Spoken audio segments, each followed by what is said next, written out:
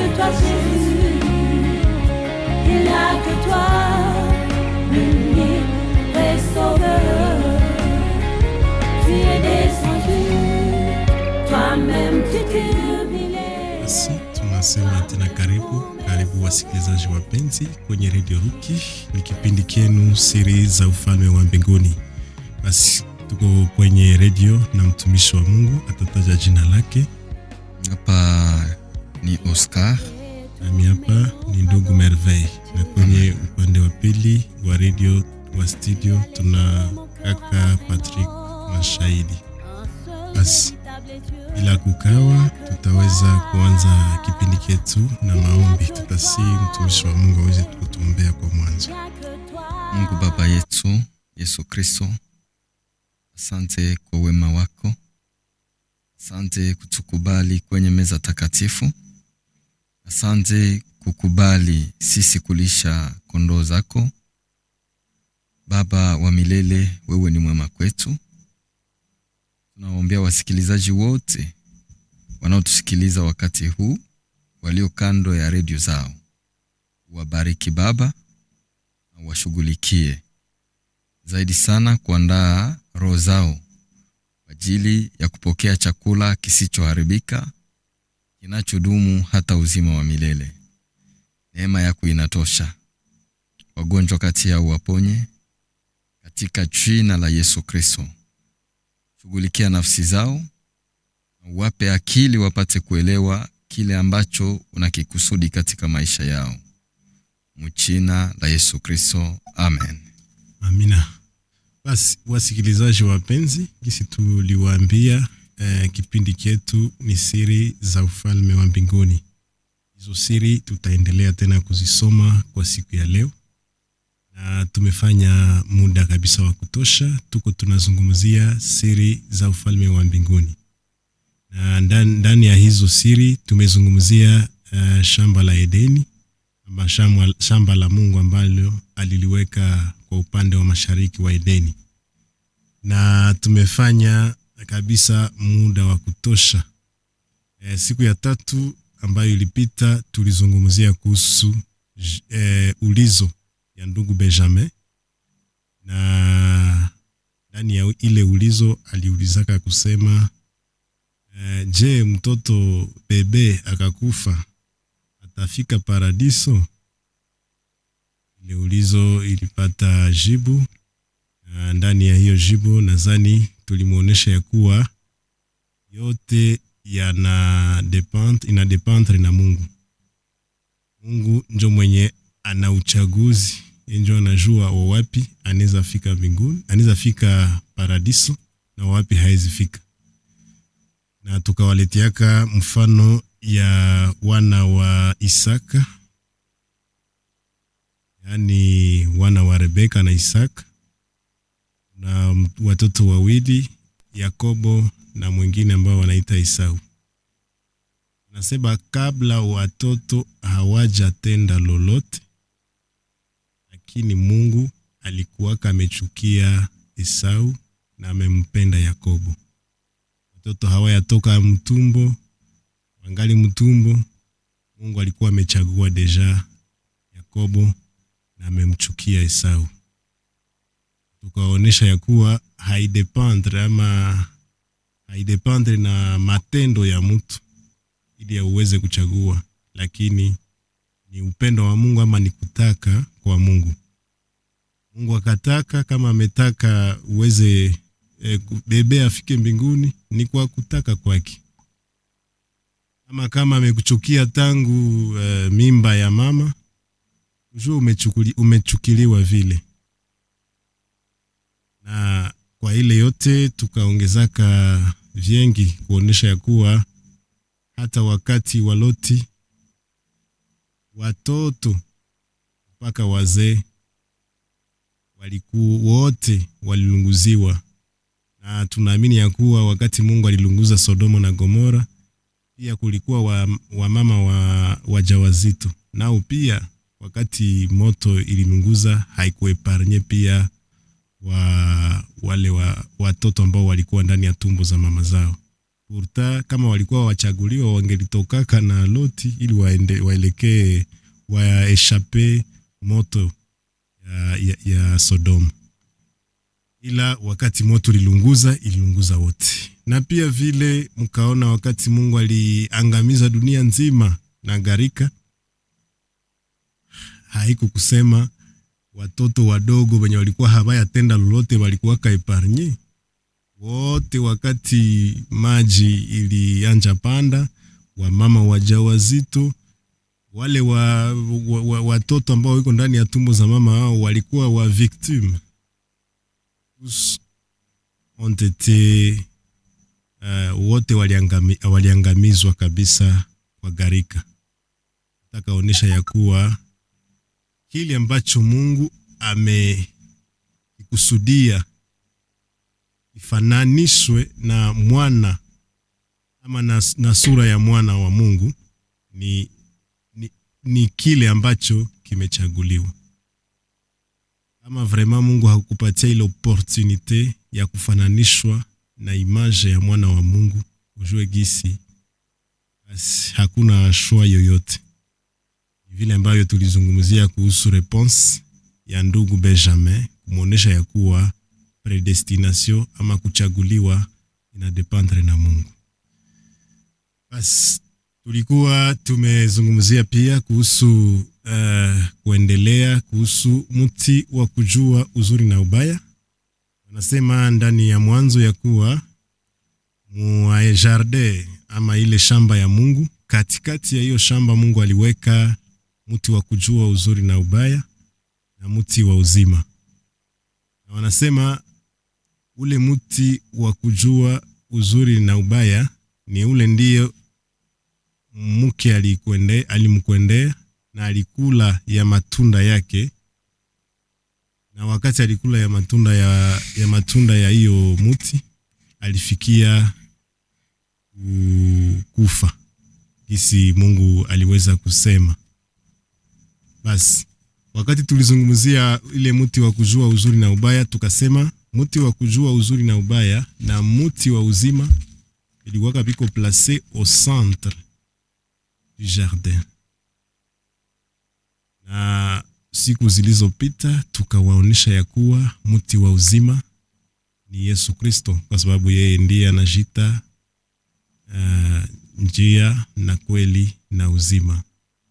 Na tukaonesha ndani ya Luc, tukaonesha namna gani ule Mungu Yesu Kristo ni mti wa kujua pia uzuri na ubaya. Nadhani ndani ya hiyo Mwanzo tukaonesha ya kuwa Simeoni alikuwa iko na tabiri kuhusu mwana ambaye atazaliwa, akasema ule mwana mtoto mwenye atazaliwa il est prédestiné à occasionner la chute et le relèvement de plusieurs en Israël, et il sera un signe de contradiction.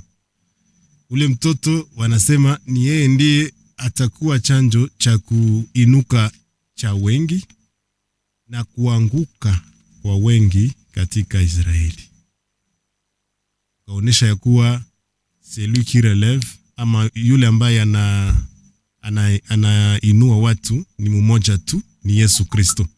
Yeye ndiye anapana uzima, lakini ni yeye tena ndiye anaangusha wengi, ama ni yeye ndiye chanjo cha kuanguka cha wengi. Tukaonesha ya kuwa na pia Lucifer jua anguke aliangukaka kupitia ule mtu ambaye anaangushaka watu. Tukaonesha ya kuwa yule mtu ambaye anaangushaka watu sio mwingine sipokuwa Yesu Kristo. Ni ile ndio tuliweza kuzungumzia siku ya tatu iliyopita, ama mercredi passé. Naamini kwa siku ya leo tutaweza kuendelea. Na kwa ile mti tukaonesha kisi ule mti wa kujua uzuri na ubaya ni Yesu Kristo. Na sasa tulizungumziaka kidogo kuhusu tunda, tukaonesha ya kuwa sasa ule Yesu Kristo ambaye ni mti wa uzima, tena pia ni mti wa kujua uzuri na ubaya, tukasema anajiita neno. Ama ile neno la Mungu liko na faze mbili. iko na faze ya kwanza ambayo tunaita kujua uzuri na ubaya, na faze ya pili ambayo tunaita uzima. Ukaendea hiyo neno la Mungu utapata uzima, ukaiendea kwa hali nyingine utapata ufa. Tukaonesha hali ya Yesu Kristo ama hali ya neno yingine ni andiko. Na tukasema ndani ya maandiko ukapenda uendee hiyo andiko ambayo tumekonsiderea kuwa ni maneno ya Mungu, lakini ndani ya faze ya kujua uzuri na ubaya. Ukapenda uendee ile muti iko saa, kwa mfano tenda soma, kuna wapasta wengine ambao wanaenda soma kwenye Abrahamu, wanasema ni baba wa imani. Sasa ule baba wa imani alikuwa na wanawake wawili. Wakati wanasoma ile, nao wanaanza tafuta ba deuxième bureau. Na vile vile tukaonesha ke ndani ya maandiko matakatifu mwenye alikuwa wa kwanza mwenye aligeuzaka maji kuwa mvinyo ni Yesu Kristo. Tukaonesha ya kuwa walevi wanawazaka Mungu anawaanguraje wakati wanasoma andiko hili. Na vile vile wakati wanazungumzia kuhusu yule ambaye wanaita Noa, anasema Noa wakati aliepuka ama wakati aliokoka gharika, ikaombaka atoke mu ile safina. Na ile siku alitoka msafina, akalima shamba mvinyo. Anasema akalima shamba ya mvinyo au ya mzabibu ama ya mzabibu.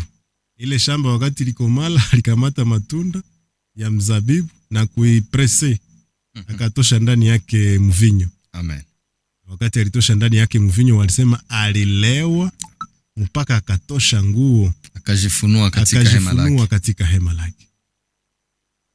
Sasa ule mwenye aliokoka gharika ndio anakuwa wa kwanza kuleo. Projet yake ya kwanza vraiment après akishatoka mwarshe inakuwa kuleo. Ulevi kabisa wa hatari. Na Wakorinto ama Wagalatia na mahali pengine yanashuhudia kwamba katika matunda ya mwili ya l'ivrognerie. Ndio. Et ceux qui pratiquent de telles choses n'hériteront point le royaume des cieux. Alors, tukishaona mambo yote haya, wale ambao ni walevi wa Tanzania andiko kuna wapuye. Na njoo tena mapasta wanayala na mafrigoze zinayala pombe. Na pia wamechukua wabibi wa pili kwa sababu wiko na reference ndani ya andiko. Wameiendea ya Abrahamu na Yakobo na Salomona na wengine Daudi na wa Daudi pia. Wameiendea ile muti ya kujua uzuri na ubaya, na wamekula ya matunda ya iye muti na wamekufa. Na tazama wamekufa, wamewaza biko na raison, pourtant ils sont morts. Kwa maana wanasema na muti huo unaua, yani andiko linaua, na roho hupatiza uzima. Amina. Basi wasikilizaji wapenzi, ni ile ndio tuliweza kuzungumzia siku ya 4 ama mercredi passé, na tunaamini mutaweza tena kupokea kwa siku ya leo hekima ya Salomona ama siri ambazo zilifichwa tangu vizazi. Muweze kutufata, tunaamini mambo yetu iko etrange masikio ya watu, lakini ile ambayo inakuwa kama ni mapya kabisa ndani ya masikio ya watu ndiye uzima ambayo itaweza kuwaokoa. Karibu mtumishi wa Mungu ili tuweze kuendelea. Basi tunatoa shukrani tena zaidi kwa marejeleo makubwa ambayo umeyatoa mbele ya wasikilizaji, na tunaamini wanatufuata vema. Na yani pasipo kukaa, kwa sababu muda unasonga mbele, tungelitamani kutoa namba yetu. Juu yake mnaweza kuandika message. Ama kama kuna swali kuita, hamukatazwi pia. Sababu tulisema kipindi hiki ni mazungumzo pia, na pia hatungelipenda tuongee mhatua ya kukua saa tuna impose sheria ya predication. Tuko libre sababu sisi ni watoto wa Mungu. Ukiwa na wazo yenye ko contradictoire, mawazo yenye inapingana na yenye tumetoa, wewe ni tayari kuyaandika ama wewe ni tayari kuita kusudi tuone kweli, sababu neno la Mungu linasema Mungu aliye hai, Mungu mkubwa, anataka watu wote waokolewe na zaidi wafikie kujua sana iliyo kweli. Il veut que tout le monde soit sauvé et qu'il parvienne à la connaissance de la vérité. Yani ni hakikisho hii. Ndio maana tungelijua ya kama sisi ni watoto wa baba mmoja, tungeliweza kuongea kwa pamoja kusudi taifa hiyo kubwa ifikie kujua sana iliyo kweli. Ndio maana kama tunaweza kufundisha na tuko tunasoma vitabu vya waandishi mbalimbali, ni ya kwamba wale ambao wamewaamini wanaweza kutoa mawazo yao, wanasema hapana, labda mlisikia nabii wetu mubaya, ou vous avez mal compris l'auteur. Alors unatuletea wazo yenyewe unaamini. Réellement, qu'est-ce que l'auteur a dit à ce sujet? Sababu kwa mfano, kuna muda fulani ambamo niliweza kutanisha watu wengi ambao labda je les appelle aussi frères à ce sens. Wakati niliwakutanisha, ils m'ont enseigné que je donne d'abord ile témoignage. Les frères m'ont enseigné, wakasema nisipo amini nabii wa kizazi hiki, hakika mwisho wangu ni upotevu. Il y a un seul prophète majeur. Na ule prophète majeur waliniambia, ils m'ont enseigné ce témoignage que c'est William Marion Branham. Nikasema basi sina ubishi ya kupinga neno hili, mimi ni tayari sababu nahitaji kweli. Et si je comprends qu'il est vrai, alors je vais croire. Na wakati nitaamini sababu nahitaji nafsi yangu ifanye nini? Ifikie kujua sana iliyo kweli kwa ajili ya wokovu wa nafsi yangu. Alors, wakati walinifundisha wakaniambia niamini Malachi chapitre 4. Malachi chapitre 4 inasema hivi, na wakanifunza. Alors, mina isema hivi sababu kunaweza kuwa mwenyiko na mawazo yale, anaweza kunisaidia. Ama walinifunza vibaya. J'ai eu l'idée, nikasema inaomba tunamedite, si je peux avoir l'idée contraire, munisaidie. Labda mimi sielewi vema. Hiyo Malachi 4 iko verset clé yenye waliweza kunifundisha kusudi nielewe nabii. Nikasema ya pas de problème, kama nabii ule ndio mwenye atatuongoza mpaka kujua kweli na kuokoka, sisi ni tayari kumwamini. Inasema hivi. Malachi 4. Voici le jour vient, ardent comme une fournaise. Tous les ôtés et tous les méchants seront comme du chaume. Les jours qui viennent les embrasera. Les jours qui viennent les embrasera, dit l'Éternel des armées. Il ne leur laissera ni racine ni rameau. Mais pour vous qui craignez mon nom, s'élèvera le soleil de la justice, et la guérison sera sous ses ailes. Vous sortirez et vous sauterez comme de veaux dans une étable, et vous foulerez les méchants, car ils seront comme la cendre, comme de la cendre sous la plante de vos pieds, au jour que je prépare, dit l'Éternel des armées. Verset 4. Souvenez-vous de la loi de Moïse, mon serviteur, auquel j'ai prescrit en Horeb pour tout Israël des préceptes et des ordonnances. Verset 5. Voici, je vous enverrai Élie les prophètes, avant que les jours de l'Éternel arrivent, ces jours grands et redoutables. Il ramènera le cœur des pères à leurs enfants et le cœur des enfants à leurs pères, de peur que je ne vienne frapper les pays d'interdit. Unaweza kutusomea kwa Swahili ile shahiri la 5 na la 6. Basi tutaweza kusoma kabla iko ushuhuda ambayo natoa kabla nipitie kwa mambo ya msingi. Ndiyo. Kabla nisome nitapana namba yetu kwanza. Namba ni 09 71 Amen 34 77 56. Tarejelea ni 09 09 71 71 34 34 77 77 56. 56. Basi tutaweza kusoma ile Malaki sura yake ya 4 kuanza mstari wa 5 mpaka wa 6. Inasema hivi. Tazameni, nitawatumia ninyi Eliya nabii mbele ya kuja kwa siku kubwa na ya kuogopesha ya Bwana. Naye atageuza moyo wa baba kwa watoto na moyo wa watoto kwa baba zao, ili nisije na kupiga inji na laana. Basi hao ambao tulikuwa tukizungumza na wao walipokuwa kinifundisha kuhusu Eliya nabii, ils m'ont fait voir celo et avec assurance que Eliya nabii mwenye banataya hapa c'est William Marion Branham. Nikasema basi na mimi vile nikasema kama ni hivi tutaweza kusoma. Heureusement nous sommes devant les écritures et les écritures sont claires.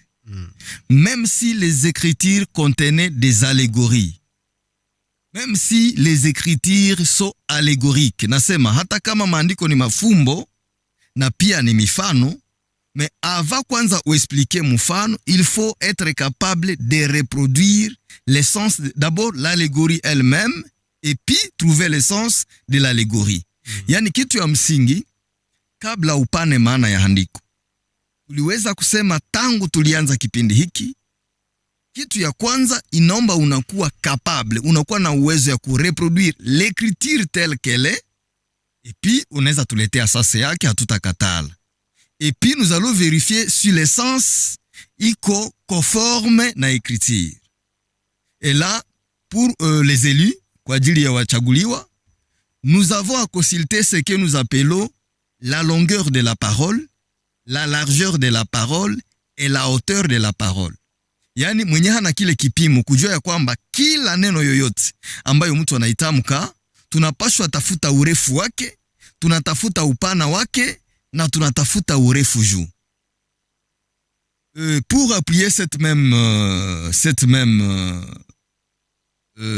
la même idée, tukasoma ndani ya Proverbe chapitre 25 verset 2, neno la Mungu linasema la gloire des rois et la gloire de Dieu c'est de cacher les choses. C'est vrai, tunajua gisi utukufu wa Mungu ni kuficha neno ama ni kuficha mambo. Et la gloire des rois, c'est de sonder les choses. Le ciel dans sa hauteur et la terre dans sa profondeur, et le cœur des rois sont impénétrables. Tuliweza kusema neno hili. Alors, kama tunaweza fikiria juu ya Malaki chapitre 4, connaissant que Malaki chapitre 4 ni maneno ambayo ndani yake Mungu ameficha neno. Dieu a caché les choses dedans. Et s'il a caché par exemple que tunafikiria, tunapresume que Malaki chapitre 4 inazungumzia juu ya prophète William Marion Branham, avant de contredire cela, ou avant tout swali, la première des choses, il faut être fidèle d'abord à l'écriture.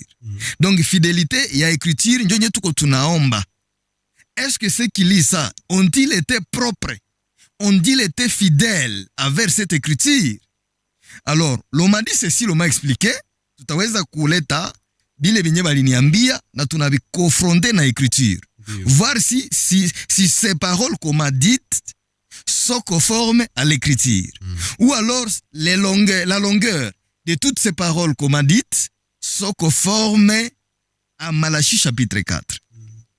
Voici, je vous avais élu les prophètes, avant que le jour de l'Éternel arrive, ce jour grand et redoutable.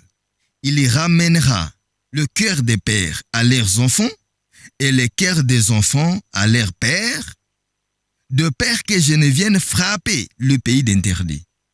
L'homme a dit quoi? Wakaniambia kama wakati Branham alikuja, il est venu comme un prophète. Et c'est lui l'Élie dont Malaki a prophétisé. Alors, wakatuelewesha kwamba kuna habari za kusema il y ramènera le cœur de père à leurs enfants. Wanasema, cette écriture inajirapporte kuja Baptiste. Alors, et le cœur des enfants à leur père, cette écriture se rapporte à Branham. Ile écriture iko sende inagabuliwa vipindi viwili. Alors, l'explication c'est laquelle? L'on nous dit que Jean-Baptiste est venu ramener le cœur de vieux Israélites, ou alors les cœurs des vieux pharisiens, le cœur de ces juifs anciens qui croyaient à la loi de Moïse, pour ramener les moyo yao, si ni kwa nauliza, c'était le cœur ou c'était le cœur. Alors, peut-être l'homme disait que c'était le cœur au pluriel, mais Malachi naonesha ke ni moyo kwanza. C'est un seul cœur. Bale ba père biko na moyo. Na moyo wao njo nyitaletwa kwa nini? Kwa wana. Et le cœur des enfants, les enfants ont un seul cœur qui doit être ramené au père. Alors wakaniambia mioyo ya wale, j'essaie de reproduire les paroles qu'il m'a dites, kaleta mioyo ya baba kwa wana wao. Et l'on m'a dit que le vieux, c'est ça, le vieux là, les Israélites ou les Juifs, ou alors certaines des pharisiens comme les Nicodème, les Gamaliel, cœur et abale, il fallait y tourner vers la nouvelle doctrine naissante, c'est-à-dire la doctrine des apôtres. La doctrine de Christ prêchée par les apôtres. Alors Jacques awambia, tengenezeni njia ya Bwana, nyosheni mapito yake. Ninyi baba, ondosheni mioyo yenu kule, muilete kwa wana. Et il fallait que ces gens se convertissent à la nouvelle doctrine de Christ prêchée par les apôtres. Alors les enfants, bakabaïta, les apôtres, et les pères, ce sont les juifs ou alors les israélites, tels que les Nicodème, et Joseph d'Arimathée et tous les autres, les bottes vont ramener vers la nouvelle doctrine naissante. Donc, les enfants, ce sont les apôtres, et le père, c'est le croyant à la doctrine de Moïse.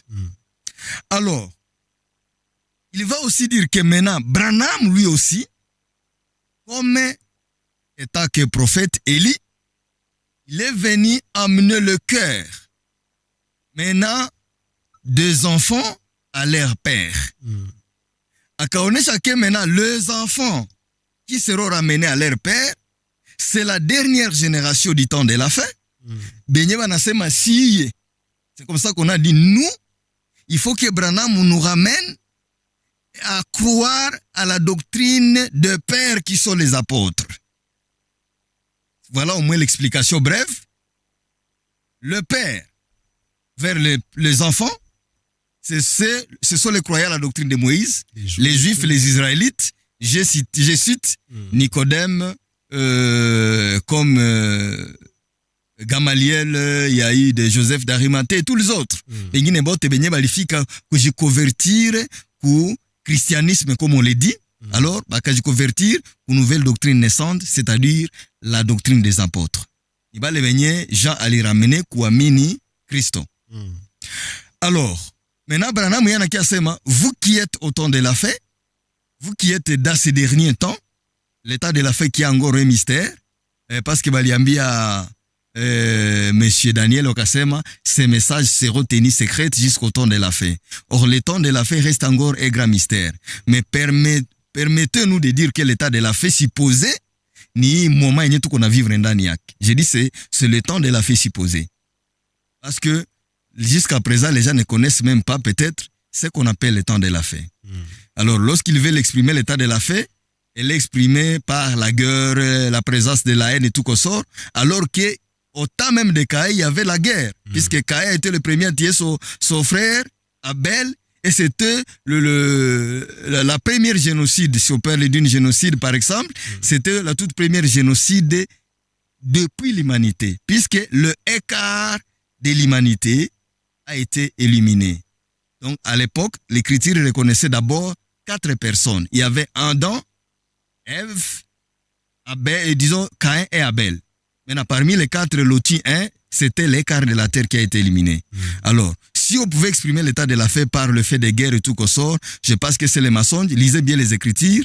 Il y a eu les guerres au temps des pharaons, au temps de la destruction de Jéricho et ainsi de suite. Mais présumons que l'état de la fait, c'est le temps dans lequel nous sommes, comme les gens l'ont toujours supposé. Moi, je dis que c'est un temps aussi mystérieux que nous devons encore déchiffrer. Alors, moi, il est wakati, lorsque Branham est venu, il va amener les gens qui vivent au temps de la fait, il les ramène vers la foi des apôtres. Les apôtres deviennent leurs pères. Alors, moi, lorsque j'ai lu maintenant Malachi, je n'ai pas vu cette forme. Je vis autre chose que ça. Niliona kitu kingine. Qu'est-ce que je vis dedans? J'ai vu qu'il y avait 2 individus. Il y avait seulement 2 personnages. Ou alors, si ces 2 personnages, il y a le cible des pères aux enfants et des enfants aux pères. Ceux qui ont fait la mathématique, je fais une réflexion. Nous sommes ici avec, je suis Oscar, je suis avec Merveille. Nous sommes 2. Alors, quelqu'un va nous voir, nous sommes en contradiction. Il viendra un intermédiaire entre moi et le docteur Merveille. Alors, pour nous réconcilier, il va m'amener, moi, Oscar, à revenir au cœur de Merveille, et Merveille va revenir à mon cœur. C'est-à-dire, nous sommes 2 avec un intermédiaire. C'est comme ça que Malachi a dit. Le père viendra vers les enfants, et les enfants là doivent venir vers le père. C'est une relation réciproque. Non une relation transitive. Mais l'idée de Branham, c'était le père qui vient vers les enfants. Donc les Juifs et les Juifs qui viennent vers les apôtres. Les Israélites qui viennent vers les apôtres. Alors, et nous qui sommes dans le temps de la fête, nous venons vers les apôtres. Ça devient maintenant vraiment quelque sorte de transitivité. Oui. Donc, il y a maintenant 3 blocs de personnes. Avec des origines différentes qui viennent. Voilà, il y a maintenant une convergence. Donc, les gens de l'extrémité qui viennent vers le centre et les gens de l'autre extrémité qui viennent vers le centre. Et là, nous avons 3 points. Nous avons les pères. Nous avons le père qui vient vers les fils et les fils qui viennent vers le petit-fils des pères. Oui. Alors, kunakuwa baba, les juifs, il y a le fils, les apôtres, et il y a le petit-fils qui sont les enfants du temps de la fête. Qu'ils considèrent comme des pères. Et qu'ils considèrent maintenant, les apôtres deviennent aussi les pères de ces petits-fils, ou alors les petits-fils qui sont leurs fils. Alors, relation à converger dans Mnagani. Nous allons vers les pères, vers les fils, et les petits-fils qui viennent vers leur père. Et ça devient un peu contradictoire avec Malachi. Malachi a exprimé une relation réciproque. Et il a parlé du cœur des pères. Quel est ce cœur de père tourné vers les fils, et le cœur des fils qui doit aller vers les pères, en respectant ce qu'on appelle une relation réciproque. Je crois qu'on doit lire encore ce verset. Ok. Malachi chapitre 4 verset 5 à 6. Merci. Hivi. Tazameni, nitawatumia ninyi Eliya nabii. Amen. Mbele ya kuja kwa siku kubwa na ya kuogopesha ya Bwana. Naye atageuza moyo wa baba kwa watoto na moyo wa watoto kwa baba zao. Ok, merci. Yani, iko gisi mtu anaweza kukuta dans une parcelle, il y a la guerre entre père et enfant. Alors, lorsqu'il arrive, il dit, we mtoto, inaomba umutii baba yako, yani moyo ya mtoto iende kwa baba. Na we baba, tu dois aussi aimer ton fils. Ramener sur le cœur du père vers son fils là. Il y a seulement 2 personnes. Baba apende mwana, na mwana ati baba yake. C'est tout. Amen. Et celui qui doit assumer cet intermédiaire, c'est maintenant les prophètes dont on parle, les lila. Alors, c'est question de connaître, être fidèle avec l'écriture, ni kujua wale wa baba ni wanani na moyo yao ni nini. Quel est leur cœur qui sera ramené aux fils, aux enfants. Na wale wa fils, pas les petits-fils. Il faut que ces fils-là, nabo tubambie, qu'ils soient ramenés, que leur cœur soit ramené vers le père. Leur père. Et voilà, nous avons intérêt à respecter, à être fidèles avec l'écriture. Nous devons être fidèles avec l'écriture et c'est une chose très très importante. Alors c'est pour cela que tuliweza kusema, pour comprendre l'essence, le vrai sens de l'écriture, nous devons consulter ce que nous appelons la longueur de la parole, la largeur de la parole et sa hauteur. Mutu asipo respecter, si personne ne respecte pas ce schéma, alors atteindre ajikuta iko na éclaboussé, on peut l'appeler prophète qui ne peut jamais errer, par exemple, là, ni nabi, mais toute parole qui n'est pas conforme à l'écriture est fausse. Donc une parole qui n'a pas de longueur, ou alors sa longueur n'est pas conforme à la parole, les paroles tu ne déclarent qu'à fausse. Ici, nous voyons l'idée de la réciprocité. Ne pas déplacer l'écriture, c'est une chose très importante. Alors, nafikiri, moi, il est étape. Alors, j'ai donné juste cet exemple ou ce témoignage pour vouloir dire qu'il y a beaucoup de choses que nous devons régulariser, il y a beaucoup de choses que nous devons régler. Kusudi batu bakuwe très fidèle envers la parole de Dieu. Et alors, nous avons toutes ces questions. Et il y en a beaucoup d'autres choses zenye tunaweza weza débattre, mais yenye tuko napenda sana tufundishe watu, le Dieu qui veut que tout le monde, que tous les hommes parviennent à la connaissance de la vérité et qu'ils parviennent au salut et parviennent aussi à la connaissance de la vérité. Une chose très très importante, la première des choses, c'est d'abord être fidèle envers l'écriture. Ndio maana tulisema, nous avons aussi déclaré fausseté de la doctrine pour ceux-là qui ont prêché la bête. Nous avons démontré véritablement que la bête que l'on prêche dans le monde, dans tant de livres que nous avons mis sur la table, que nous avons mis à table, tels que la doctrine des témoins de Jéhovah qui ont prêché la bête, s'ils sont là alors, comme on parle, qu'ils prennent seulement leurs livres et qu'ils regardent la bête qui s'y trouve, va confronter les bêtes avec les Saintes Écritures. Il faut comprendre que cette bête-là n'a pas de rapport avec ce que Jean a vu.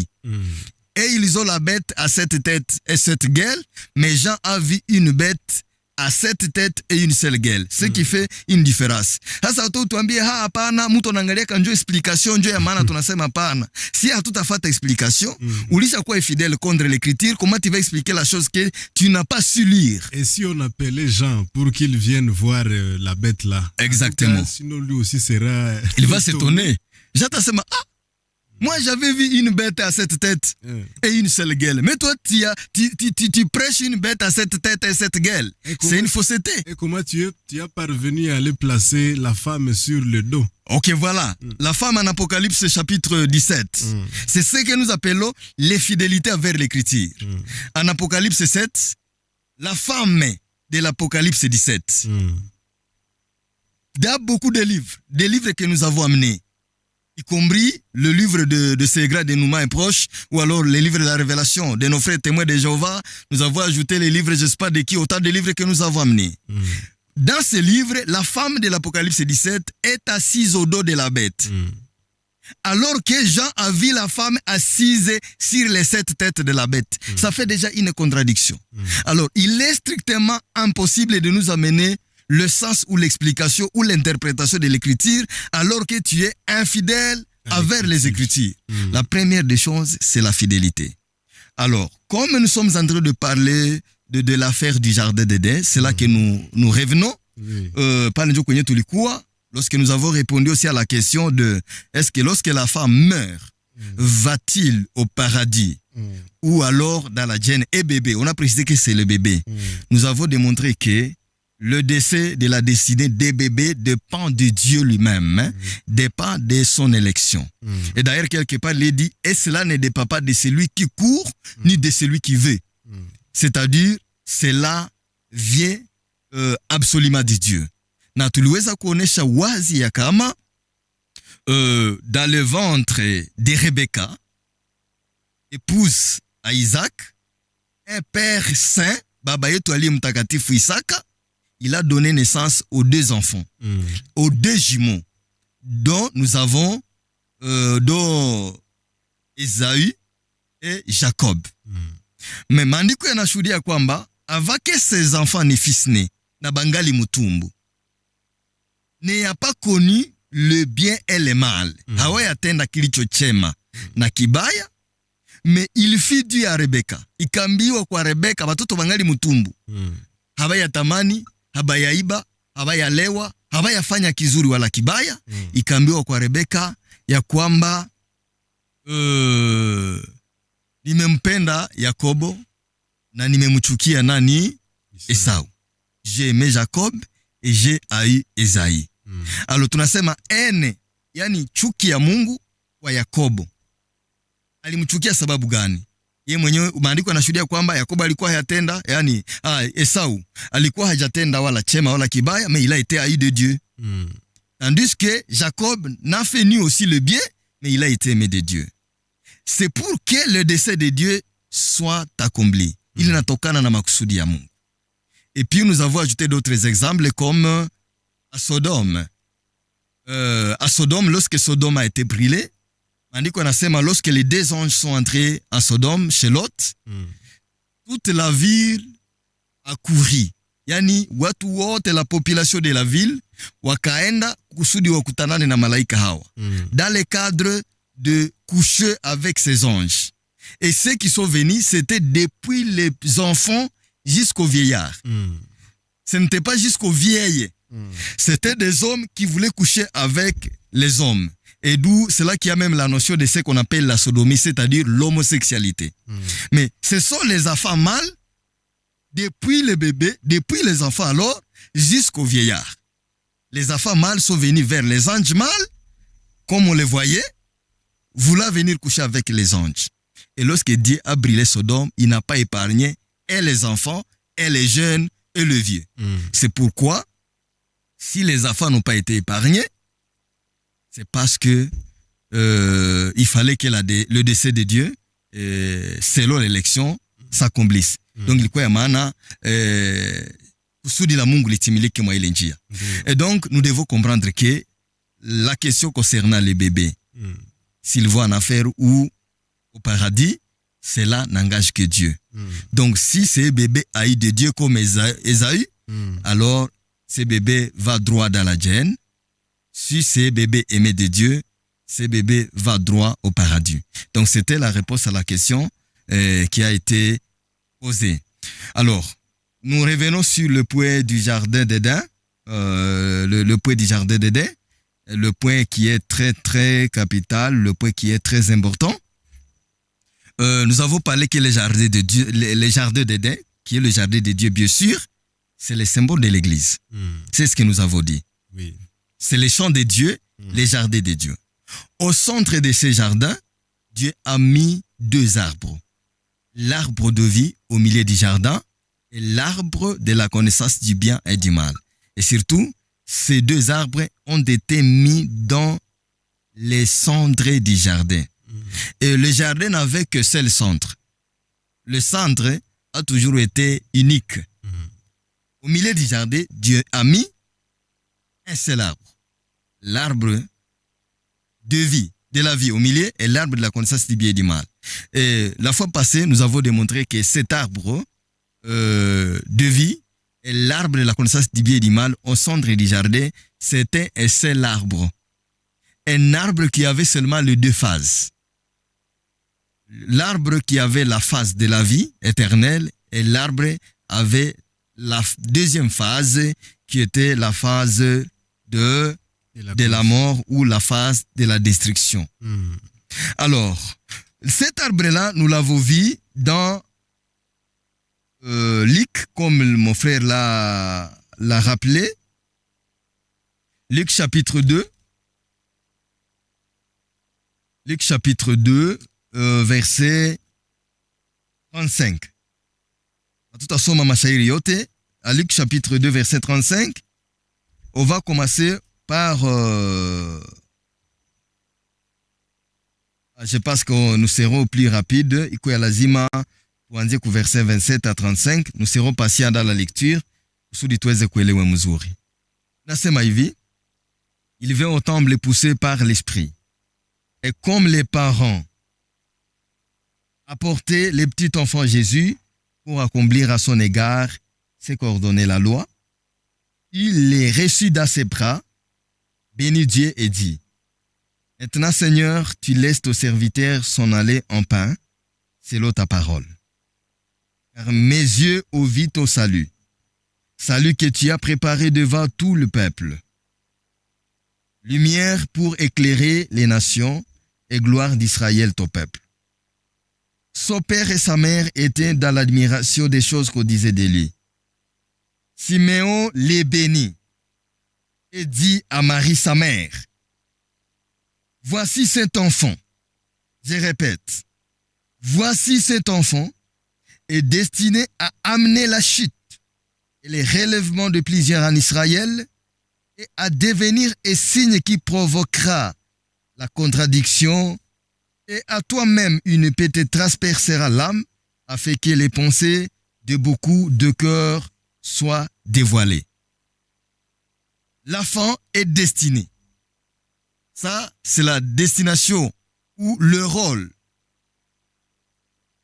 ou la fonction qui a poussé que l'enfant vienne dans ce monde. Ule mtoto Yesu ambaye tunamtangaza, tunasema car Dieu a tant aimé le monde qu'il a donné son fils unique afin que quiconque croit en lui ne périsse point mais qu'il ait la vie éternelle. Mais cet enfant qui est venu pour la vie est destiné à amener la chute. Alikuya kwa kuanguka kwa wengi. C'est sa première mission. Tukaona watu wengi wanaanguka. Si nous voyons les gens chuter, qu'ils ne disent pas qu'ils sont chutés par Satan. Qu'ils voient l'enfant Jésus. Le petit enfant Jésus béni par Siméon est venu destiné à amener la chute de plusieurs et le relèvement de plusieurs en Israël. S'il y a de relevés, les relevés qu'on appelle les aimés de Dieu, ils sont relevés parce qu'ils sont aimés de Dieu. Et la fin est destinée à relever plusieurs en Israël, c'est-à-dire les aimés de Dieu. Et il est aussi destiné à amener la chute de plusieurs en Israël que nous appelons les haïs de Dieu. Wale ambao Mungu aliwachukia, la fin va les chuter, et ceux qui sont aimés de Dieu, la fin va le relever. Yani anayeangusha ni Yesu na anayeinua, anayetoa uzima ni Yesu. Donc c'est Dieu qui fait mourir et c'est lui qui fait quoi? C'est lui qui fait vivre. Donc la vie c'est en Christ et la mort c'est en Jésus-Christ. Amen. Donc pour cet enfant, il est destiné à amener la chute et le relèvement de plusieurs en Israël. Et comme ça que nous nous sommes posé la question. S'il y a eu la première personne à chuter, qu'on appelle le roi des tueurs, Lucifer, dans le ciel, c'est Jésus. Oui. C'est Dieu lui-même, Jésus, qui l'a précipité. Et s'il y a eu les gens qui ont maintenu l'équilibre dans le ciel, ils ont réussi cette force-là de Dieu. Et si les gens veulent aussi peut-être une référence de l'écriture, nous allons lire en Corinthiens, à Corinthiens, chapitre 2 Corinthiens, chapitre 3, verset 4.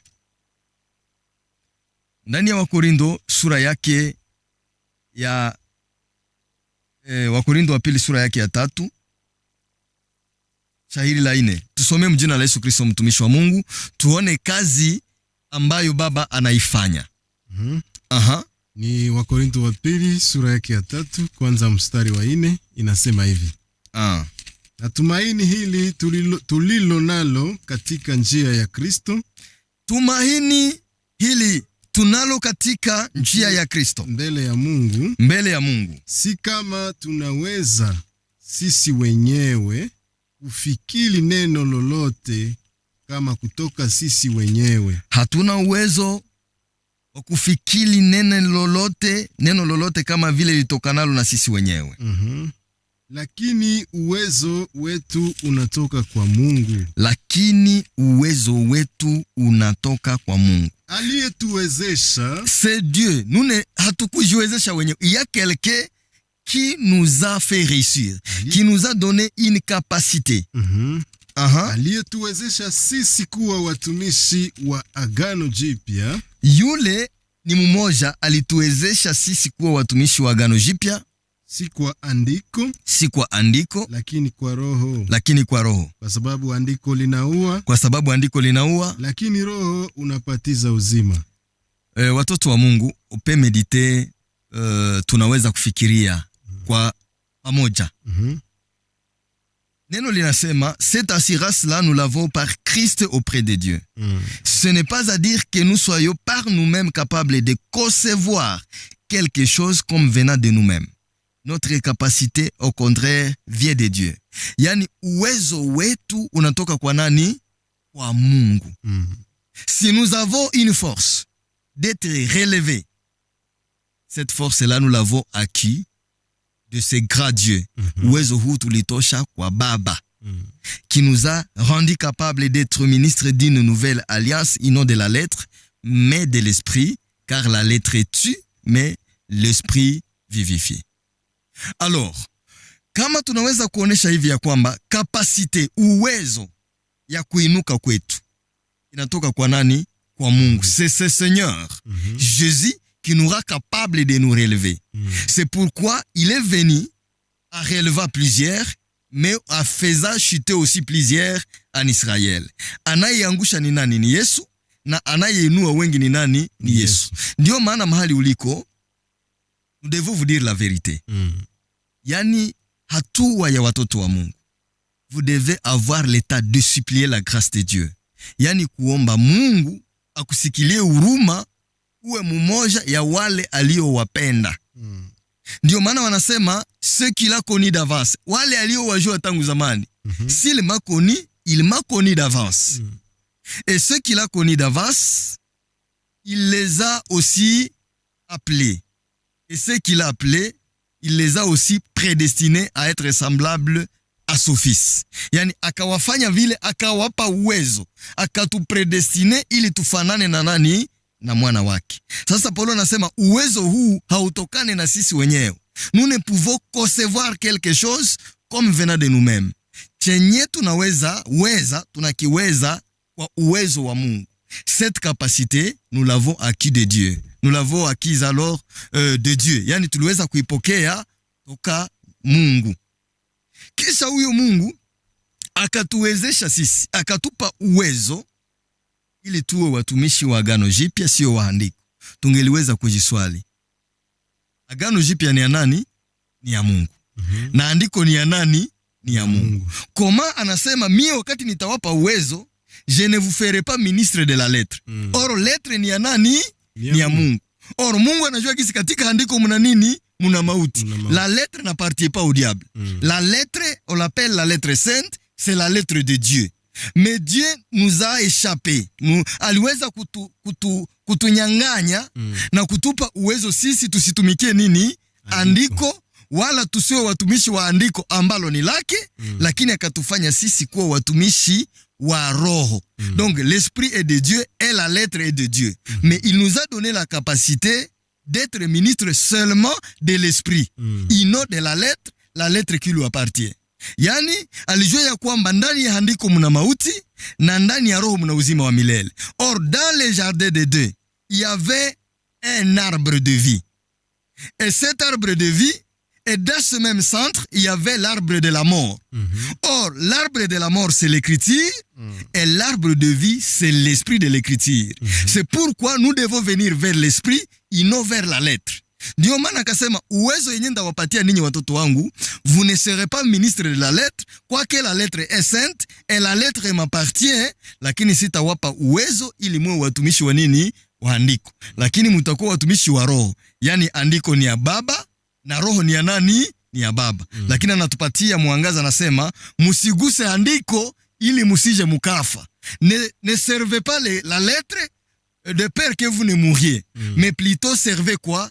Servez l'esprit, ce que nous appelons la nouvelle alliance. Tulipenda tuoneshe kwamba mti wa uzima dans le jardin d'Eden, c'est ce que nous appelons la lettre, andiko. Na ile andiko ni nani? Ni Yesu. Sababu Yesu anaundwa na andiko na anaundwa na nini? Na ufunuo. Donc Jésus c'est la lettre et le dévoilement de la lettre. Ou Jésus c'est la lettre et l'écriture. Alors c'est pourquoi il a dit Jésus est mort quand dans la chair, mais ayant été rendu vivant quand dans l'esprit. Donc c'est par la chair que Christ est mort. Or, si nous servons la chair, nous allons rester avec ce Christ-là dans la tombe. Mais nous devons servir Jésus ressuscité qui a été rendu vivant selon l'esprit. C'est pourquoi nous sommes ministres de l'esprit et non ministres de la chair. La chair que nous appelons la lettre ou alors l'écriture mortelle. Ndio maana tulisema Yesu anaundwa na vitu viwili, anaundwa na andiko na anaundwa na nini, na ce que nous appelons dévoilement ou l'esprit de l'écriture. Ndio maana ukiua mtumishi wa andiko hakika utakufa. Kifo ya andiko ni nini? Ni wakati andiko itakufundisha ya kwamba Abrahamu alikuwa na wake wawili. Te voilà tu as deux femmes. Tutasema nini? Ulishajitundika mnini? Mwandiko. Na kweli sasa tutaleta discussion, tunasema wewe ulitosha babibi bawili wapi? Utasema mimi nilisoma andiko gisi Abrahamu ni baba yetu wa imani, na mimi niliga imani ya Abrahamu na nikafanya nini? Nikawa na wanawake wawili. Et d'ailleurs Abraham en avait deux ou alors plusieurs parce qu'il y avait une autre qu'on appelait Ketura. Alors tutasema kilichokuwa ni nini? Ni andiko. Au-delà de ça, tu vas nous lire les épîtres sur David, à qui Dieu a donné toutes les femmes d'Israël. Na utanja jikutu tunasema unanjenda de bar à bar, je sais pas, de bistrot à bistrot, chercha des femmes, na kusoma andiko nasema nono, wanawake wote ni wanani, ni wetu. Tutasema kilichokuwa ni nini? Ce n'est pas l'esprit de Dieu, mais tu t'es fait ministre de quoi? De la lettre. Et la lettre est tu. Na tutasema uliangushiwa na nini? Uliangushiwa na Kristo andiko, Christ selon la chair. C'est pourquoi l'enfant, les petits enfants, Jésus est destiné à amener la chute de plusieurs quand dans la lettre, mais amener le relèvement de plusieurs dans l'esprit. Yani Yesu katika roho analeta uzima, lakini Yesu katika mwili ya maandiko analeta mauti. Ndio maana dans l'écriture, je dis si les gens connaissent que Dieu sont au nombre de 3, wa Mungu ni watatu, walisoma andiko. Baba, Mwana, Roho Mtakatifu, ilisoveni na basha kula tunda ya kujua uzuri na ubaya, miungu mitatu ilishawaniga, et c'est comme ça qu'ils sont morts, ils sont devenus idolâtres, ils sont devenus polythéistes, c'est parce que l'écriture a dit. Alors, les autres sont venus, ils vont parler de Noé après la sortie de l'arche. Le voilà, il va se faire un champ, un jardin de vignes. Et là, il va prendre le produit de la vigne, anakunywa na kujifunua katika hema lake. Na wewe unasema nono, mie kama mko mnaniona mimi natembea hivi buchi munjia, niko adepte wa nani? Wa Noa. Niko adepte wa Noa, me voilà, me voici alors ce que je suis devenu. Mkaniuliza nilipata andiko baba yangu Noa alikunyaka kisha toka msafina baada ya kuokoka. Yani ni matunda ya waliookolewa toka nini? Garika ya dunia. Yani baada ya kuokoka kisha tunakunya mvino. Tutasema ulikufa na nini? C'est l'écriture qui t'a tué, c'est l'écriture qui t'a fait mourir. Or l'écriture est sainte, la lettre est sainte. Ndio maana ndani wa Galatia wanasema et l'écriture a tout raffermé sous les péchés. Yani andiko ilifunga watu wote chini ya nini? Chini ya zambi. Si les gens sont devenus pécheurs, c'est à cause de la loi, c'est à cause de l'écriture. Na mwingine atasema no. Mimi nakumbuka nani mwenye aliokoka garika ya Sodoma na Gomora. Les saints, le juste, on l'appelait Lot. Baada yeye mwenyewe kutoka garika ya Sodoma na Gomora, akakimbia juu ya mlima avec ses filles. Na kule akakunywa mvinyo, akalala na bindi zake na akazala na wao. Kisha nasema mie nilisoma andiko hivi sije kushema fille yenye banaitaka peut-être on l'appelle ça inceste, on appelle ça quoi? Inceste. Peut-être c'est l'inceste. Coucher avec son frère ou alors avec son proche. Oui. Alors, na unasema mie kama mliona mimi nalala na mtoto yangu, niliiga nani? Niliiga Loti, sababu baada ya yeye kuokoka moto wa garika ya Sodoma na Gomora, na yeye vile alikunya kamvinyo na kajikuta iko katikati ya bindi zake. Voilà ce que ramène l'écriture. Mais si l'on comprenait l'esprit de l'écriture, tutajua Lot ni nani. En bref, tutawambia kama Lot c'est le symbole de Dieu lui-même. Comprenez que Dieu c'est notre Père, mais lorsque Dieu anakunya mvinyo ambayo sisi bindi yake tunampatia, c'est comme ça que Dieu nous a connus et notre Père nous a appelé son épouse. Ndio maana ukasoma ndani ya Esaïe 54 anasema ton créateur est ton époux. Comment mwenye mimi naita baba ataitwa mume wangu? C'est ça l'esprit de l'écriture. Si nous voyons le mystère de Noé, tutaweza kuelewa maneno mengi. Maneno ni mengi zaidi sana. na muda wa redio hauturuhusu kabisa tuingie katika ulindi. Tunaamini ya kwamba unatufuata vema, ila kuna msikilizaji mmoja anasema hivi: jambo, unadanganya. L'arbre de vie iko muti halisi Bwana, iko muti halisi Bwana evangeliste. Okay, hivi anasema hivi, muti ya uzima iko muti halisi. Okay, kama unaweza kukia kutuonesha, unatudemondre ke iko muti halisi, basi ni mzuri zaidi. Lakini tunakuambia kwamba muti ule ni Yesu Kristo. Sababu tulionesha kwamba ile muti haiyaongolewaka, ile muti ya uzima inapatikana katika mji mtakatifu. Apocalypse chapitre 22 ni muti unaopandwa katikati ya mto na unatoa matunda aina 12, na ukitoa matunda yake kila mwezi, ce qui fait alors 144 fruits. Donc ça fait 12 fois 12 inapana 144 fruits. Na wanasema na majani yake inaponya mataifa yote. Majani ya ile muti inaponya mataifa. Sasa kama ni muti halisi, utuambie mwi miti yote yenyiko huku kama ni muti gani. Lakini wanaprize kwamba iko katika mji mtakatifu wa Mungu. Ile mji mtakatifu ya Mungu iko huku wapi? Si les gens pouvaient présumer que c'est Israël de la terre, kule hakuna miti, il n'y a que des bâtiments. Alors ile muti kama ni halisi iko wapi? Basi tunashukuru sana kwa hatua hii. Okay. Plus de précision kuhusu muti wa uzima, ningelimsi aweze kusoma Proverbe chapitre 3 verset 15 à 16. Amen. Ambapo wanaonesha neno la Mungu ama hekima la Mungu ya kuwa ni muti wa uzima. Amen. Naye atatuambia ile hekima nayo ni muti halisi. La sagesse de Dieu, c'est un arbre. Est-ce que ile hekima nayo ni muti inapandewa quelque part? Voilà, c'est beaucoup plus précis.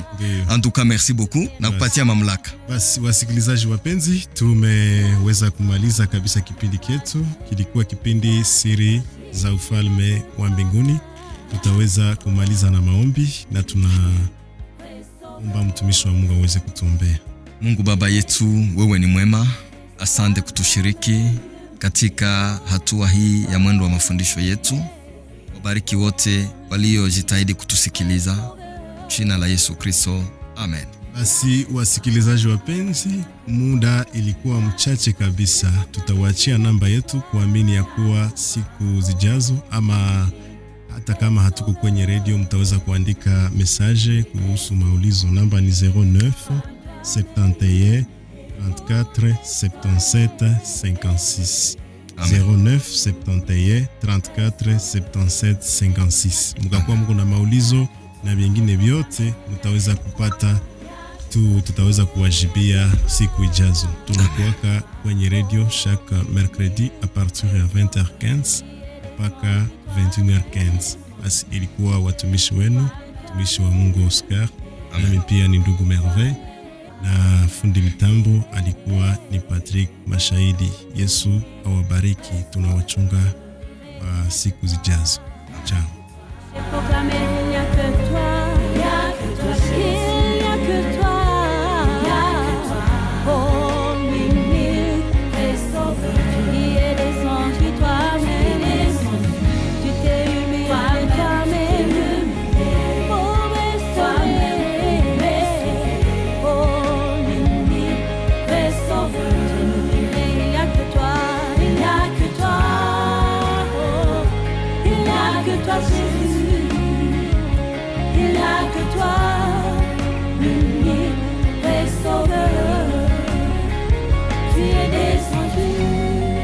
Toi-même tu t'es humilié.